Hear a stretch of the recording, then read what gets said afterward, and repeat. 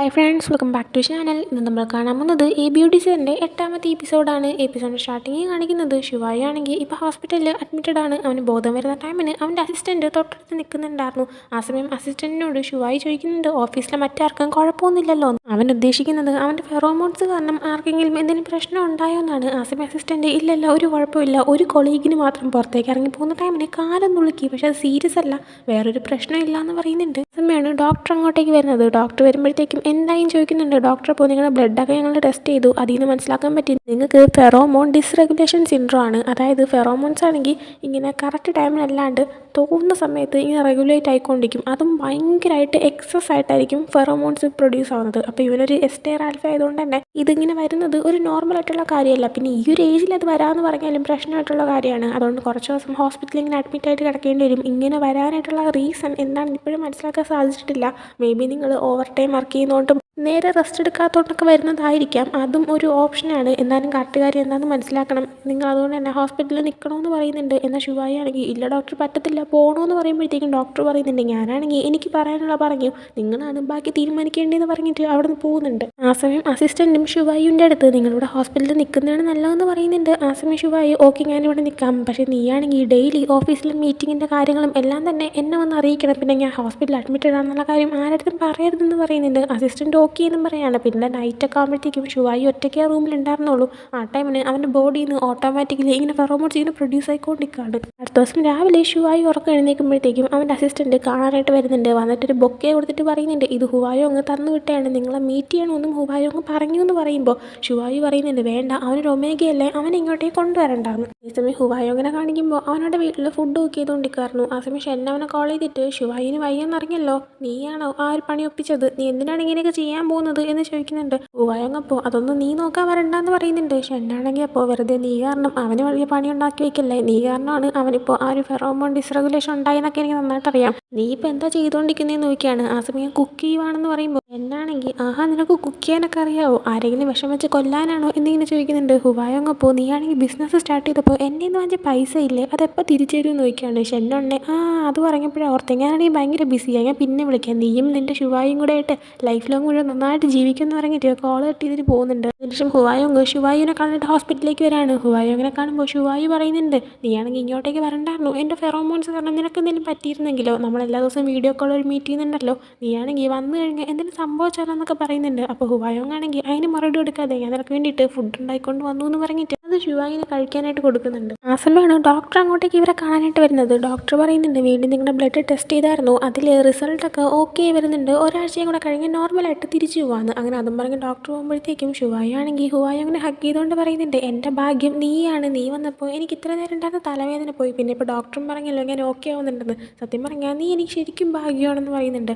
അങ്ങനെ പിന്നീട് ഒരാഴ്ച കഴിയുമ്പോഴത്തേക്കും ഡിസ്ചാർജ് ആവുന്നുണ്ട്. ഹോസ്പിറ്റലിൽ നിന്ന് ഇറങ്ങുമ്പോഴത്തേക്കും ശിവായുവിൻ്റെ കൂടെ ഹുവായോങ്ങും ഉണ്ടായിരുന്നു, ശിവായുവിൻ്റെ അസിസ്റ്റൻറ്റ് പയ്യനും ഉണ്ടായിരുന്നു. ആ പയ്യൻ പറയുന്നുണ്ട് ഇതേപോലെ ഒരു ദിവസം നിങ്ങൾ വീട്ടിൽ നിന്ന് റെസ്റ്റ് എടുക്കുക, അതിനുശേഷം നമുക്കാണെങ്കിൽ ഉച്ചയ്ക്കൊരു മീറ്റിംഗ് ഉണ്ട്, നൈറ്റ് ഒരു മീറ്റിംഗ് ഉണ്ട്, അതൊക്കെ നിങ്ങൾ ഓർമ്മിപ്പിക്കാമെന്ന് പറഞ്ഞിട്ട് ആ പയ്യനും പോകുന്നുണ്ട്. അതിനുശേഷം പിന്നീട് ശിവായു വീണ്ടും വർക്ക് ചെയ്യാനായിട്ട് വരുന്നുണ്ട്. ആ സമയം ആ ഒരു പയ്യൻ്റെ അടുത്ത് പറയുന്നുണ്ട് ഇതേപോലെ മീറ്റിങ്ങിന് ഇരിക്കുന്ന ടൈമിന് എൻ്റെ ഫെറോമോൺസ് പ്രൊഡ്യൂസ് ആവുന്നത് നോക്കണമെന്ന്. ആ സമയം ആ പയ്യനാണെങ്കിൽ കുഴപ്പമില്ല, ഞാനാണെങ്കിൽ ഇടയ്ക്ക് നിങ്ങളുടെ ഇൻഹിബിറ്റർ പാച്ച് മാറ്റിത്തരാമെന്നും പറയുന്നുണ്ട്. അതിനുശേഷം അവർ കാറിൽ ഇരുന്ന് പോകുമ്പോൾ ഹുവായോങ്ങാണെ കോൾ ചെയ്യുന്നുണ്ട്, വീഡിയോ കോളാണ് ചെയ്യുന്നത്. ആ സമയം ഹുവായോങ് എവിടെ എത്തിയെന്നൊക്കെ ചോദിക്കുമ്പോൾ ശിവായു ആണെങ്കിൽ ഇപ്പോൾ ഒരു മീറ്റിംഗ് കഴിഞ്ഞു അടുത്ത സ്ഥലത്തോട്ട് പൊയ്ക്കൊണ്ടിരിക്കുവാണ്, എന്താ നീ ചെയ്യുന്നതെന്ന് ചോദിക്കുമ്പോൾ ഹുവായോങ്ങാണെങ്കിൽ ഞാൻ ടി വി കാണുമായിരുന്നു, പിന്നെ എൻ്റെ ഫുഡ് അവിടെ റെഡി ആയിക്കൊണ്ടിരിക്കുക, ഞാൻ അത് പോയി നോക്കട്ടെ, ശരി എന്നാൽ ബായി എന്ന് പറഞ്ഞിട്ട് കോൾ കട്ട് ചെയ്യുന്നുണ്ട്. കോൾ കട്ട് ചെയ്യുമ്പോഴത്തേക്കും അവൻ്റെ ആ ഒരു ചിരിയെല്ലാം മാറുന്നുണ്ട്. പിന്നെ അവൻ ഫുഡൊന്നും കുക്ക് ചെയ്തുകൊണ്ടിരിക്കുമായിരുന്നില്ല, അത് അവൻ കള്ളം പറഞ്ഞതായിരുന്നു. തൊട്ടടുത്ത് അവൻ്റെ അസിസ്റ്റൻ്റ് ആയിട്ടുള്ള, അതായത് ആ എക്സ് ഹോൾഡിങ്സിൻ്റെ സിഇഒയുടെ അസിസ്റ്റൻ്റ് ആയിട്ടുള്ള പയ്യൻ അവിടെ നിൽക്കുന്നുണ്ട്. ഹുവായോങ് അവൻ വെച്ചിരുന്ന ഇൻഹിബിറ്റർ പാച്ച് എന്തോ ഊരി മറ്റേ ആ പയ്യൻ്റെ കൈ കൊടുത്തിട്ട് പറയുന്നുണ്ട്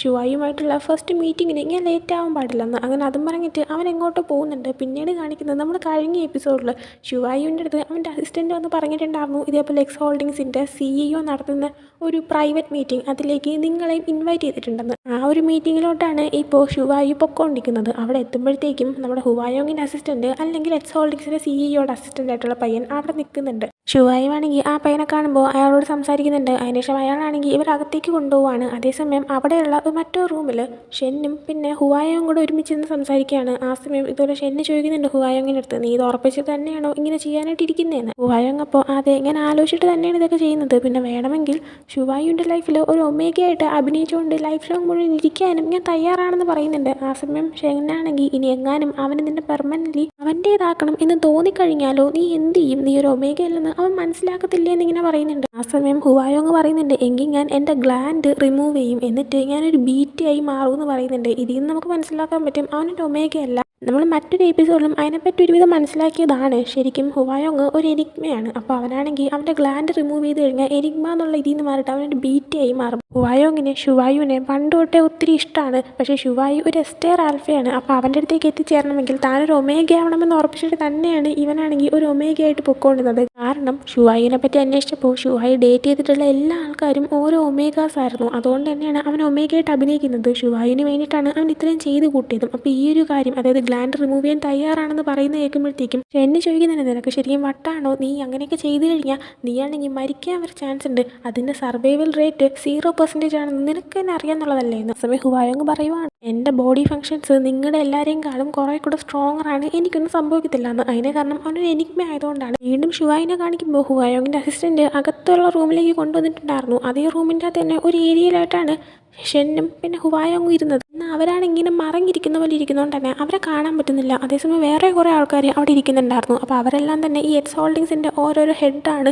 നിങ്ങൾ തമ്മിൽ പരിചയപ്പെടുന്നൊക്കെ പറഞ്ഞിട്ട് ഷുവായുവിനെ അവിടെ ഇരുത്തുന്നുണ്ട്. അതേപോലെ തന്നെ ഷുവായിൻ്റെ അസിസ്റ്റൻറ്റിന് ഇരിക്കാനും ഒരു കസേര ഇട്ട് കൊടുക്കുന്നുണ്ട്. അങ്ങനെ എല്ലാവരും ഇരുന്ന് കഴിയുമ്പോഴത്തേക്കും നിങ്ങളൊന്ന് സ്വയം ബാക്കിയുള്ളവർക്ക് ഇൻട്രൊഡ്യൂസ് ചെയ്ത് കൊടുക്കാനായിട്ട് ഷുവായുവിൻ്റെ അടുത്ത് പറയുന്നുണ്ട്. ഷുവായു അപ്പോൾ ഞാനെന്തെങ്കിലും ഇൻട്രൊഡ്യൂസ് ചെയ്യണം, നിങ്ങൾ അല്ലാണ്ട് എന്തെങ്കിലും സംസാരിക്കില്ലേ വേണ്ടത് എന്നിങ്ങനെ പറയുമ്പോൾ നമ്മളെല്ലാവരും ഒരു മ്യൂച്വൽ അണ്ടർസ്റ്റാൻഡിങ്ങിന് വേണ്ടി എത്തണ്ടേ, അപ്പോൾ പിന്നെ നിങ്ങളൊന്ന് ഇൻട്രൊഡ്യൂസ് ചെയ്യാനായിട്ട് പറയുന്നുണ്ട്. എന്നാൽ ഷുവായുവിന് താല്പര്യമില്ല. അതുകൊണ്ട് തന്നെ അവൻ്റെ അസിസ്റ്റൻ്റാണ് ഇൻട്രൊഡ്യൂസ് ചെയ്യുന്നത്. അപ്പോൾ ഇതെല്ലാം അകത്തിരുന്നുകൊണ്ട് ഷെന്നും പിന്നെ ഹുവായോങ്ങും കാണുന്നുണ്ട്. ഷെന്ന അപ്പോൾ പറയുന്നുണ്ട്, ഇവനാണെങ്കിൽ ഒന്ന് ഇൻട്രൊഡ്യൂസ് ചെയ്യാൻ പോലും വയ്യ, ഭയങ്കര കുഴപ്പമാണല്ലോ എന്ന്. ഹുവായോങ് അപ്പോൾ എൻ്റെ ചെക്കനെ നീ ഒന്നും പറയാൻ വരരുത് എന്നിങ്ങനെ പറയുമ്പോഴത്തേക്കും ഷെന്ന് ചോദിക്കുന്നുണ്ട്, അവൻ ശരിക്കും നിൻ്റെ ചെക്കനാണോന്ന്. പെട്ടെന്ന് ഹുവായോങ് ആണെങ്കിൽ അവൻ്റെ ഫെറോമോൺസ് പ്രൊഡ്യൂസ് ചെയ്യാനായിട്ട് തുടങ്ങുന്നുണ്ട്. എന്നാൽ അത് ഷെന്നിനെ ഉപദ്രവിക്കാൻ വേണ്ടിയിട്ടല്ല, ടാർഗറ്റ് ചെയ്ത് ഷുവായുവിൻ്റെ നേർക്ക് തന്നെ വിടുന്നുണ്ട്. അപ്പോൾ അത് ഷുവായുവിനാണ് എഫക്റ്റ് ചെയ്യുന്നത്. ഷുവായു പെട്ടെന്ന് തന്നെ ബോധം കെട്ട് വീഴുന്നുണ്ട്. അവൻ്റെ അസിസ്റ്റൻറ്റ് പെട്ടെന്നൊന്ന് പിടിക്കുന്നുണ്ട്. അപ്പോൾ ആ ഒരു ഇതിൽ ഷുവായുവിൻ്റെ ബോഡിയിൽ നിന്ന് ഫെറോമോൺസ് പ്രൊഡ്യൂസ് ആകാൻ തുടങ്ങുകയാണ്. അപ്പോൾ അത് ബാക്കിയുള്ളവർക്ക് അവിടെ നിൽക്കുന്നവർക്ക് സഹിക്കാൻ പറ്റത്തില്ല. അതുകൊണ്ട് തന്നെ അവരെല്ലാവരും എണീറ്റ് പോകുന്നുണ്ട്. ഹുവായോങ്ങിൻ്റെ അസിസ്റ്റൻ്റ് ആണെങ്കിൽ ഒരു മാസ്ക് എടുത്ത് വെച്ചിട്ട് ഷുവായുവിൻ്റെ അസിസ്റ്റൻറ്റിൻ്റെ നേർക്ക്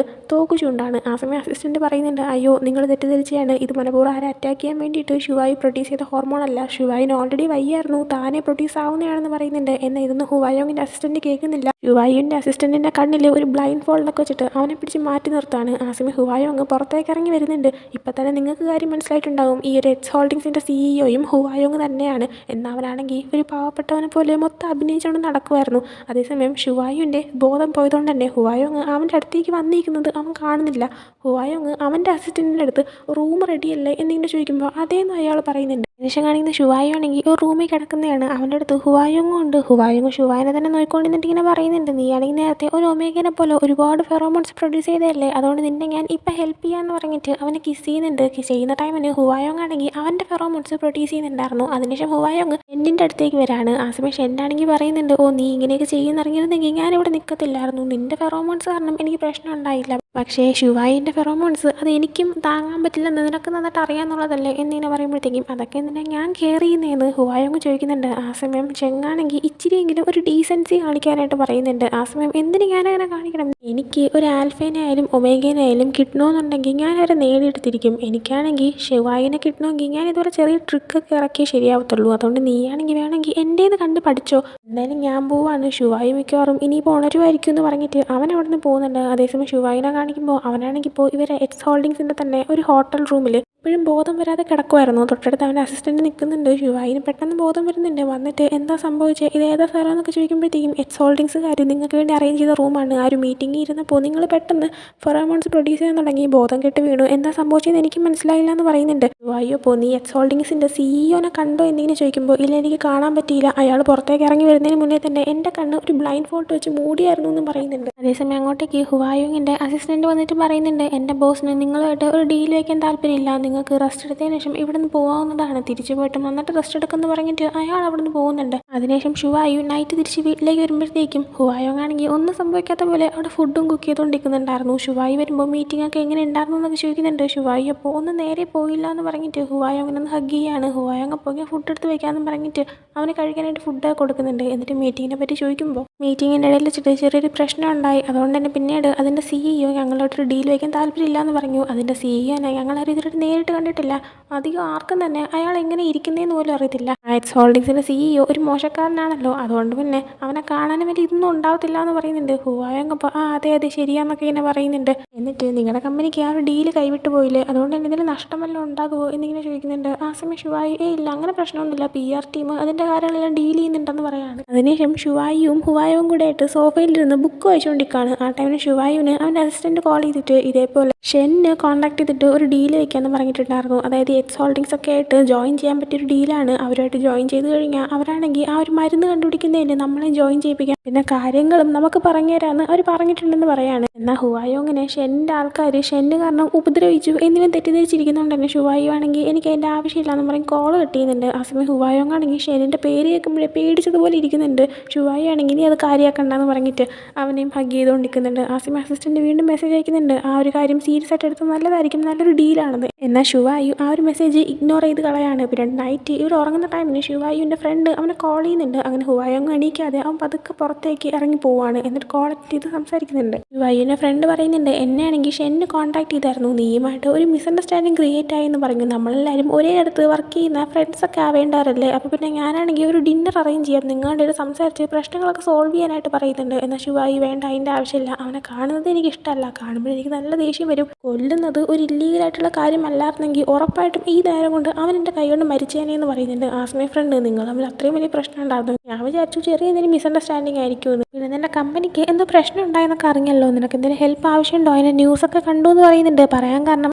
എക്സ് ഹോൾഡിങ്സ് ആയിട്ടുള്ള ഒരു ഡീല് ക്യാൻസൽ ചെയ്തു, അതിന് നടക്കത്തില്ല എന്നൊക്കെ ഇങ്ങനെ പറയുന്ന ടൈമിന് ഇവരുടെ ആ ഒരു കമ്പനീനെ പറ്റിയിട്ട് കുറേ ന്യൂസ് പബ്ലിക്കിൽ വന്നിട്ടുണ്ടായിരുന്നു, അതുകൊണ്ടാണ് ഇപ്പോൾ ഹെൽപ്പ് വേണമെന്ന് ഇങ്ങനെ ചോദിക്കുന്നത്. ആ സമയം ഷുവായു ഇല്ല ഒന്നും വലിയ പ്രശ്നമുള്ള കാര്യമല്ല, നിനക്ക് എന്തെങ്കിലും ഹെൽപ്പ് ചെയ്യാൻ പറ്റുമെന്നുള്ള കാര്യമാണെങ്കിൽ അതിൻ്റെ ഉറപ്പായിട്ടും ചോദിക്കൂ എന്ന് പറഞ്ഞിട്ട് കോൾ കട്ടിയുന്നുണ്ട്. ആ ടൈമിന് അവൻ്റെ അസിസ്റ്റൻറ്റ് അവനെ കോൾ ചെയ്യുന്നുണ്ട്. വീണ്ടും ഷെന്നുമായിട്ടുള്ള ഒരു ഡീലിൻ്റെ കാര്യം പറയാനായിരിക്കും വിളിക്കുന്നതെന്ന് എഴുതിയിട്ട് ഇവൻ കോൾ അറ്റൻഡ് ചെയ്യുന്നില്ല, റൂമിലേക്ക് കയറാനായിട്ട് പോവാണ്. എന്നാൽ വീണ്ടും കോൾ വരുമ്പോൾ ദേഷ്യം വന്നിട്ട് കോൾ അറ്റൻഡ് ചെയ്തിട്ട് നിനക്കാണെങ്കിൽ നാളെ ഞാൻ ഓഫീസിൽ വരുന്നവരെ ഒന്ന് വെയിറ്റ് ചെയ്തൂടെ എന്നിങ്ങനെ ചോദിക്കുകയാണ്. ആ സമയം അസിസ്റ്റൻറ്റ് നിങ്ങളുടെ അച്ഛനാണെങ്കിൽ ഇപ്പോൾ ക്രിട്ടിക്കൽ കണ്ടീഷനിലാണ് എന്നിങ്ങനെ പറയുന്നുണ്ട്. അങ്ങനെ പിന്നീട് കാണിക്കുന്നത് അസിസ്റ്റൻറ്റിനെ കൂടെ ഷുവായു ആണെങ്കിൽ നേരെ ഹോസ്പിറ്റലിലേക്ക് ചെല്ലുന്നതാണ്. അവിടെ അപ്പോൾ ഷുവായുവിൻ്റെ ബ്രദർ ഉണ്ടായിരുന്നു. ബ്രദറാണെങ്കിൽ ഷുവായിനെ കണ്ടിട്ട് നീ ഇങ്ങോട്ടേക്ക് കയറി വരണ്ട, നീ കാരണം കമ്പനി താഴേക്കെത്തി അതിൻ്റെ നഷ്ടങ്ങളൊക്കെ ഉണ്ടാകുന്നു ഞങ്ങൾ ന്യൂസിൽ കണ്ടു, അതുകൊണ്ട് തന്നെയാണ് അച്ഛനിപ്പോൾ ക്രിട്ടിക്കൽ കണ്ടീഷനിലായതും, നിനക്ക് അച്ഛനാണെങ്കിൽ സ്വത്തും എല്ലാം തന്നില്ലേ, അതുകൊണ്ടാണോ നീ അച്ഛന് പകരമായിട്ട് ഇങ്ങനെ ചെയ്തു കൊടുത്തത്, നിനക്ക് അച്ഛനെ കാണാനുള്ള അവകാശമില്ല, മര്യാദയ്ക്ക് ഇവിടെ നിന്ന് മാറിപ്പോക്കോളാൻ പറയുന്നുണ്ട്. ആ സമയം ഷുവായു ആണെങ്കിൽ ഞാൻ എന്തിനു മാറിപ്പോണം, ഈ കമ്പനി എൻ്റെ അച്ഛനും അമ്മയും കൂടെ ആയിട്ട് ഒരുമിച്ച് മുന്നോട്ട് കൊണ്ടുവന്ന ഒരു കമ്പനിയാണ്, അതിലേക്ക് നീയും നിൻ്റെ അമ്മയും കയറി വന്നതാണ്, ഞാനാണെങ്കിൽ ഈ കമ്പനി നേരെ മുന്നോട്ട് കൊണ്ടുപോയില്ലായിരുന്നെങ്കിൽ നിനക്ക് നിൻ്റെ അമ്മയ്ക്ക് നേരെ ജീവിക്കാൻ പോലും പറ്റത്തില്ലായിരുന്നു എന്ന് പറയുന്നുണ്ട്. അങ്ങനെ പറയാൻ കാരണം ഇത് ഷുവായുവിൻ്റെ സ്റ്റെപ്പ് ബ്രദറാണ്, രണ്ടുപേർക്കും വേറെ വേറെ അമ്മമാരാണുള്ളത്. ഷുവായു പറയുന്ന കേട്ടിട്ട് ബ്രദർ പറയുന്നുണ്ട് എനിക്കാണെങ്കിൽ ഇതിൻ്റെ ഒരു ഔദാര്യത്തിൻ്റെ ആവശ്യമില്ല, എനിക്കല്ലാതെ ജീവിക്കാൻ പറ്റുമെന്ന്. ഇത് കേട്ട് ദേഷ്യം വന്നിട്ട് ഷുവായു ആണെങ്കിൽ ഉടനെ തന്നെ ഫെറോമോൺസ് പ്രൊഡ്യൂസ് ചെയ്യാനായിട്ട് തുടങ്ങുന്നുണ്ട്. അവൻ്റെ ബ്രദറാണെങ്കിൽ അത് കൺട്രോൾ ചെയ്യാൻ പറ്റാതെ താഴേക്ക് വീഴുന്നുണ്ട്. ആ സമയം ഷുവായിൻ്റെ അടുത്ത് അവൻ്റെ ബ്രദർ പറയുന്നുണ്ട് ഞാൻ നിന്നെക്കാളും 2 വയസ്സ് മാത്രമേ ഇളയതായിട്ടുള്ളൂ, ഞാനും നീയും ആൽഫാസാണ്, പക്ഷേ അച്ഛൻ കമ്പനി മൊത്തം നിൻ്റെയിലാണ് തന്നത്, എനിക്കാണെങ്കിൽ ഒന്നും ഇല്ലാതായിപ്പോൾ, നിങ്ങൾ ഈ കാണിക്കുന്നത് ന്യായമാണോ എന്നൊക്കെ ചോദിക്കുന്നുണ്ട്. ഷുവായു ഇപ്പോൾ ഞങ്ങൾ ന്യായം നോക്കിയായിരുന്നു പെരുമാറുന്നുണ്ടായിരുന്നെങ്കിൽ നീയും നിൻ്റെ അമ്മയും ഇപ്പോൾ ഈ ഫാമിലിയിൽ ഉണ്ടാവുന്നില്ലായിരുന്നു, നീയാണെങ്കിൽ ഫാമിലിയുടെ കാര്യം അന്വേഷിക്കാൻ വരണ്ട, മുമ്പ് എങ്ങനെയായിരുന്നു ഉണ്ടായിരുന്നത് അതുപോലെ തന്നെ കളിച്ച് നടക്കാനായിട്ട് പറയുന്നുണ്ട്. അതിനുശേഷം ഷുവായു അവിടെ തന്നെ വെയിറ്റ് ചെയ്യുന്നുണ്ട്. ഡോക്ടേഴ്സും നഴ്സസൊക്കെ മാറി മാറി റൂമിലേക്ക് കയറുന്നുണ്ട്.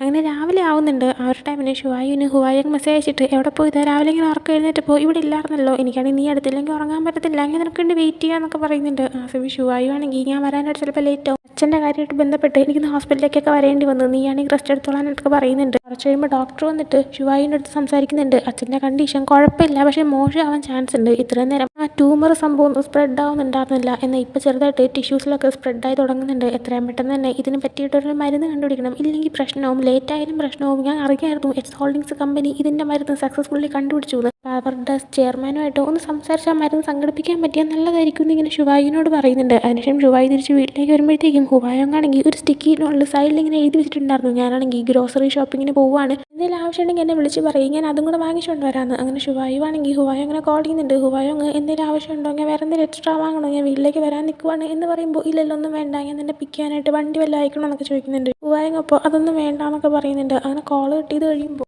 ഡോക്ടറാണെങ്കിൽ എത്രയും പെട്ടെന്ന് എക്സ് ഹോൾഡിങ്സുമായിട്ടൊന്ന് ബന്ധപ്പെട്ട് ആ ഒരു മരുന്ന് വാങ്ങാനും, ഇല്ലെങ്കിൽ അച്ഛന് ബുദ്ധിമുട്ടാവും എന്നൊക്കെ ഇങ്ങനെ പറഞ്ഞായിരിക്കും ആലോചിക്കുന്നുണ്ട്.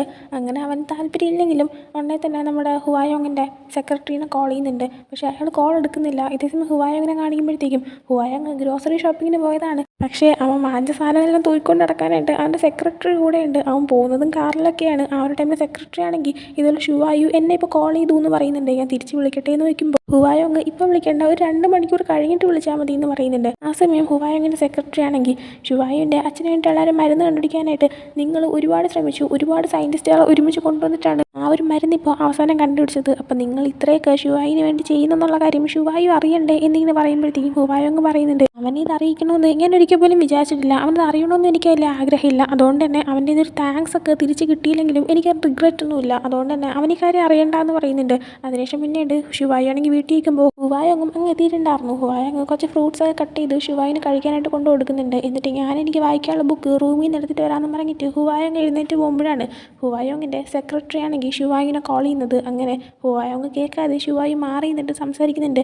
ഇതേപോലെ നിങ്ങൾ ആ മരുന്ന് കണ്ടുപിടിച്ചു എന്ന് ഞാൻ അറിഞ്ഞായിരുന്നു, ഞാനിപ്പോൾ ഒരു ഹെൽപ്പ് ചോദിക്കാനായിട്ടാണ് വിളിച്ചത്, ഞാനിപ്പോൾ ഒരു കമ്പനിയുടെ CEO എന്നൊരു രീതിയിലല്ല സംസാരിക്കുന്നത്, ഒരു അച്ഛനെ രക്ഷിക്കാനായിട്ട് മകൻ ചെയ്യുന്ന ഒരു ഇതായിട്ടാണ് ഞാൻ സംസാരിക്കുന്നത്. എൻ്റെ അച്ഛന് ഫെറോമോൺ ഗ്ലാൻഡ് ക്യാൻസർ ആണ്, അപ്പോൾ അതിന് വേണ്ടിയിട്ട് ആ ഒരു മരുന്നിൻ്റെ ആവശ്യമുണ്ട്, നിങ്ങളിപ്പോഴും അതൊക്കെ കോൺഫിഡൻസിലാക്കി വെച്ചൊക്കെയാണ്, ആ മരുന്ന് ഇതിനായിട്ട് പുറത്ത് കൊണ്ടുവന്നിട്ടില്ല എന്നറിയാം, പക്ഷേ എനിക്ക് നിങ്ങളുടെ ഹെൽപ്പ് ആവശ്യമുണ്ട്, പ്ലീസ് എന്നെ ഹെൽപ്പ് ചെയ്യാനായിട്ട് പറയുന്നുണ്ട്. ഇതൊക്കെ പറയുന്ന ടൈമിൽ അവൻ ഈ പ്ലീസ് എന്നുള്ള വാക്കും ഹെൽപ്പ് എന്നുള്ള വാക്കൊന്നും പറയാൻ തീരെ താല്പര്യമില്ല. അതുകൊണ്ട് കൈയൊക്കെ ഇറുക്കി പിടിച്ച് എനിക്ക് കടിച്ച് പിടിച്ചൊക്കെയാണ് അവൻ പറയുന്നത്. അതും കാണിച്ചുകൊണ്ട് ഈ ഒരു എപ്പിസോഡ് ഇവിടെ എൻഡ് ആവുന്നുണ്ട്. ഈ ഒരു എപ്പിസോഡ് നിങ്ങൾക്ക് ഇഷ്ടപ്പെട്ടെങ്കിൽ ലൈക്ക് ചെയ്യുക, ഷെയർ, സബ്സ്ക്രൈബ് ചെയ്യുക. അടുത്തൊരു വീഡിയോ ഇട്ട് ബൈ.